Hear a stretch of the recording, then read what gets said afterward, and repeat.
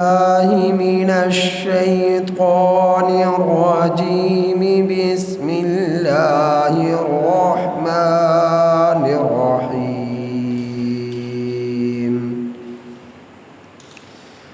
قل إن كان آباؤكم وأبناؤكم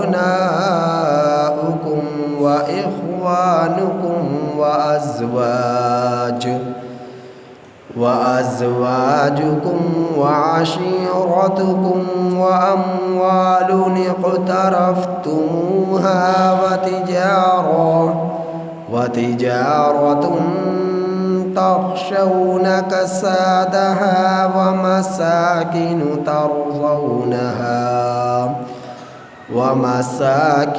ترضونها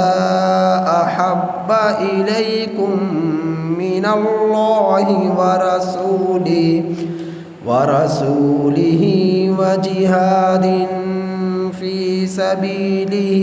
فتربصوا حتى يأتي الله بأمره والله لا يهدي القوم الفاسقين. یہ سورہ توبہ کی آیت نمبر 24 آپ حضرات کے سامنے تلاوت ہوئی. اس آیت کریمہ کا ترجمہ یہ ہے: قل،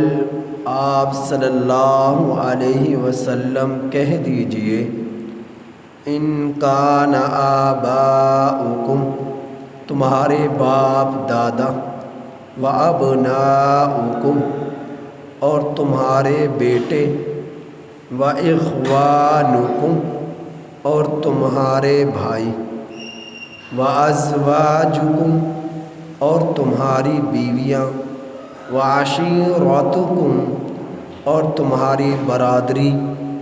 واموال اقترفتموها، اور مال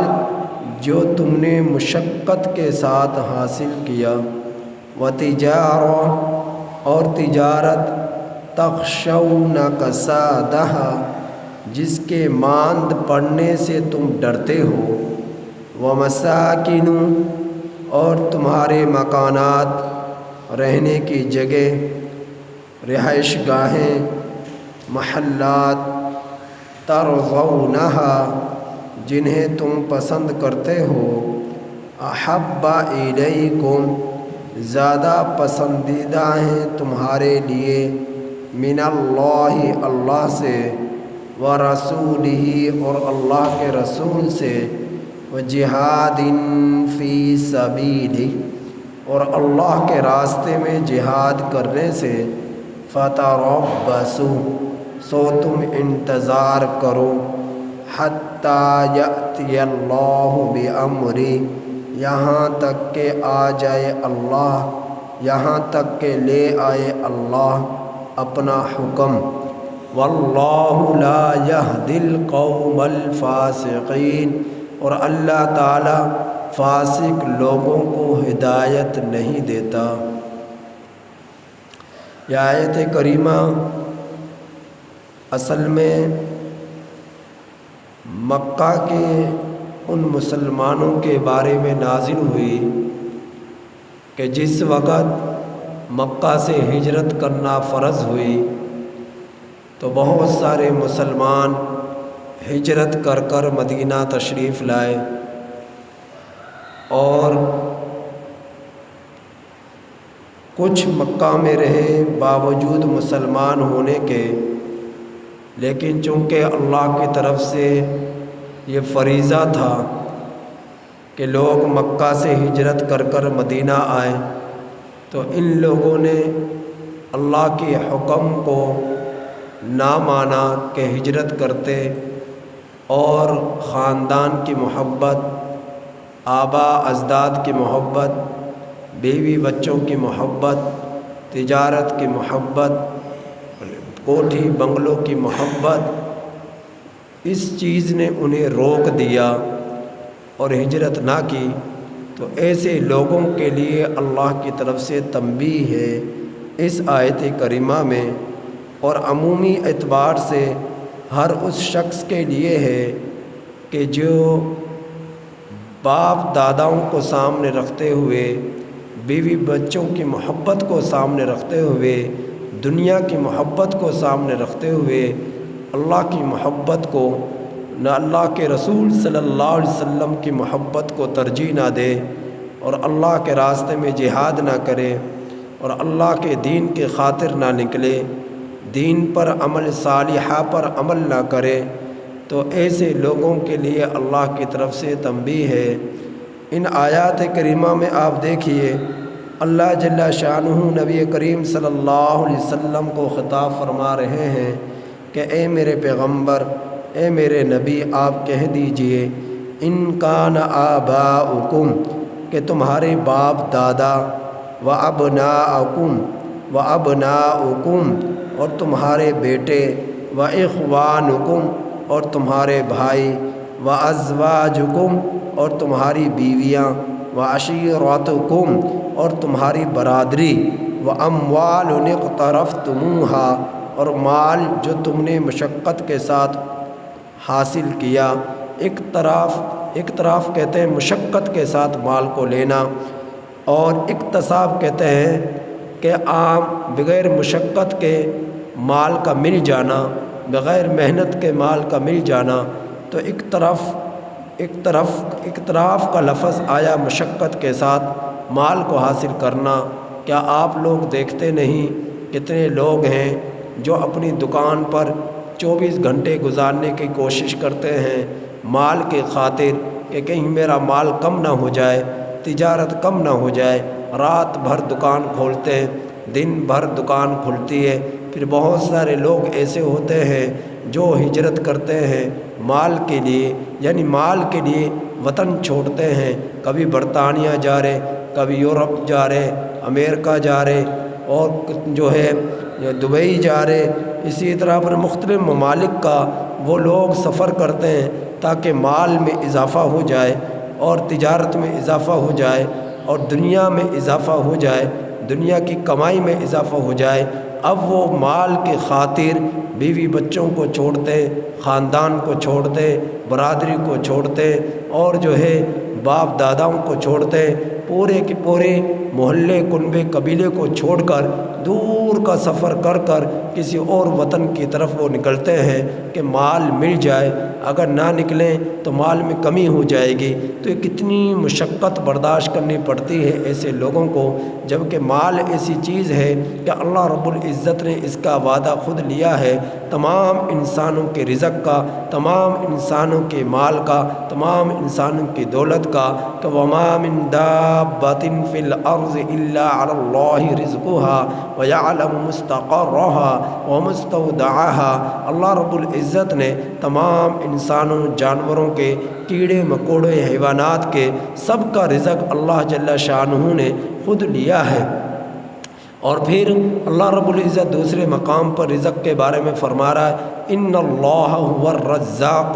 ذو القوة المتین، بے شک اللہ رب العزت ہی رزق دینے والے ہیں، اور اللہ رب العزت جو ہے اپنے مخلوق تک رزق پہنچانے کا اللہ رب العزت نے ذمہ لیا ہے۔ اب جس چیز کا ذمہ اللہ نے خود لیا ہے اس چیز کے پیچھے تو لوگ پڑے ہوئے کتنی احمقانہ حرکت کرتے ہیں، اور جس چیز کا ذمہ اللہ نے نہیں لیا اس کی کوشش لوگ نہیں کرتے کہ جو شخص جو ہے اللہ کی مان کر زندگی نہیں گزارے گا، نماز نہیں پڑھے گا، اعمال صالحہ نہیں کرے گا، نیکی اور تقوی نہیں اختیار کرے گا، تو اللہ کا ذمہ ایسے شخص کے کچھ نہیں۔ اب یہ شخص جو ہے جہنم میں جائے، عذاب میں گرفتار ہو، برباد ہو، ذلت ہو، رسوائی ہو، ایسے شخص کے لیے اللہ کی طرف سے کوئی ذمہ داری نہیں ہے۔ ہاں اللہ نے اس کے لیے جو ذمہ داری لی ہے وہ ہے رزق، اب وہ تو مل کر ہی رہے گا۔ اب انسان اس رزق کے چکر میں، اس دکان کے چکر میں، اس تجارت کے چکر میں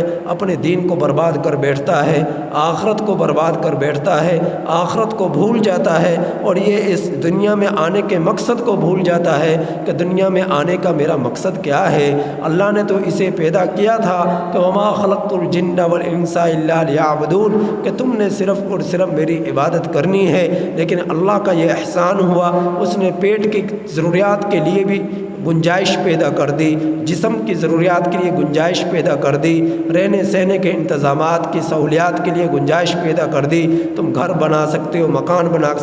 سکتے ہو، کوٹھی بنگلے بنا سکتے ہو، اچھا لباس پہن سکتے ہو، اچھے جوتے پہن سکتے ہو، تجارت کر سکتے ہو، کھیتی باڑی کر سکتے ہو۔ تم لوگ یہ اللہ نے اجازت عطا فرما دی کہ حدود اللہ کے اندر رہتے ہوئے تم ان تمام چیزوں کو حاصل کر سکتے ہو۔ لیکن انسان ان کے حصول میں اپنے رب کو ناراض کرتا ہے، کہیں پر جھوٹ بول کر، کہیں پر دغے کر کر، کہیں پر رشوت لے کر، کہیں پر سود کھا کر، کہیں پر چوری کر کر، کہیں پر ملاوٹ کر کر، کہیں پر ڈاکہ ڈال کر، کہیں پر قتل و غارت کر کر۔ تو یہ انسان جو ہے ان چیزوں کو حاصل تو کرتا ہے، لیکن اللہ کے حدود کو تار تار کر کر، حدود کو کراس کر کر یہ شخص جو ہے، یہ انسان جو ہے، یہ مسلمان جو ہے ان چیزوں کو حاصل کرنے کی کوشش کرتا ہے۔ تو اللہ رب العزت کا ایسے لوگوں پر کوئی ذمہ نہیں ہے۔ اب اللہ ایسے لوگوں کو جہنم میں بھیجے، جہنم کے عذاب میں گرفتار کرے، اللہ کو ایسے لوگوں سے کوئی سروکار نہیں۔ اللہ کو تو ایسے لوگ پسندیدہ ہیں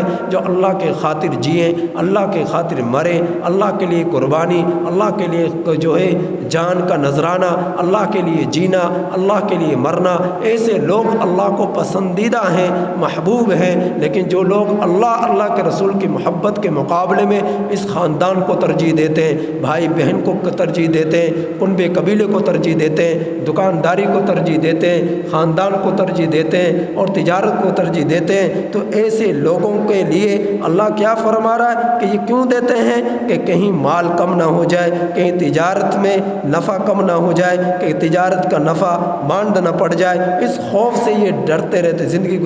گزارتے ہیں، بسر کرتے ہیں۔ ومساکن ترضونہا، اور بڑی بڑی کوٹھیوں کی محبت، بڑے بڑے بنگلوں کی محبت ان کو اللہ کے رسول سے دور کر دیتی ہے۔ یہ ان چیزوں کی محبت میں گرفتار ہو کر اللہ کے رسول کی محبت کو ترجیح نہیں دیتے۔ تو اللہ اس کا ذکر فرما رہے کہ احب الیکم من اللہ، تمہیں اللہ کے رسول صلی اللہ علیہ وسلم سے زیادہ پسندیدہ ہو گئی یہ چیزیں، تمہارے باپ دادا کی محبت، تمہارے بیٹوں کی محبت، تمہارے بھائیوں کی محبت، تمہاری بیویوں کی محبت، تمہاری برادری کی محبت، تمہارے مال کی محبت جس کو تم مشقت کے ساتھ حاصل کرتے ہو، اور تمہاری تجارت جس کے مان پڑنے سے تم ڈرتے ہو، تمہارے محلات جن کو تم پسند کرتے ہو، ان کی محبت تمہیں اللہ کی محبت میں زیادہ محبوب ہے، زیادہ پسندیدہ ہے۔ وجہاد فی سبیلی، اور اللہ کے راستے میں جہاد کرنے سے زیادہ پسندیدہ ہیں تمہیں یہ چیزیں۔ تو پھر فرمایا فتربصوا حتی یأتی اللہ بامرہ، سو تم انتظار کرو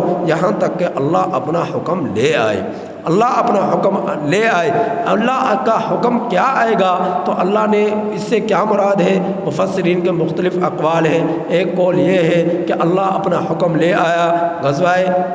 جو ہے فتح مکہ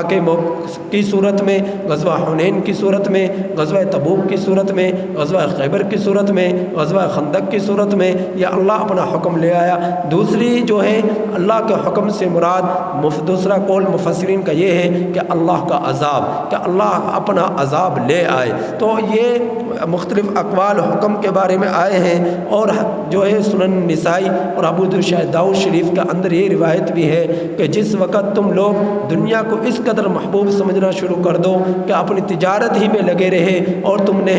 جانور پالے، ان کے لیے بڑے بڑے جو ہے ان کے لیے تم نے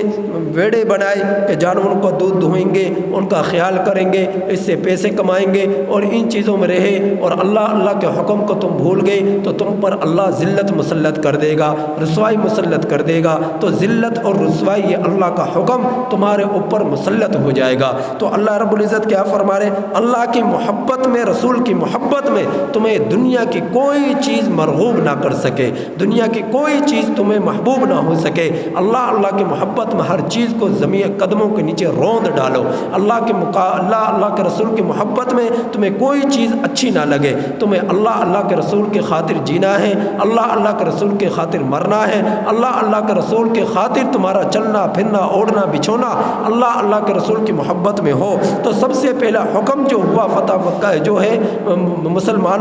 مکہ کے مسلمانوں پر، وہ حکم ہوا ہجرت کا۔ اب دوسرا حکم جو آیا وہ حکم آیا جہاد فی سبیل اللہ۔ اب ہجرت کا حکم یہ آسان تھا، جہاد فی سبیل اللہ کا حکم اس سے بھی زیادہ سخت تھا۔ جہاد فی سبیل اللہ کیا ہے؟ اب مال بھی خرچ کرنا، وقت بھی دینا، جانوں کے نذرانے پیش کرنے، خون دینا، خون بہانا، تو یہ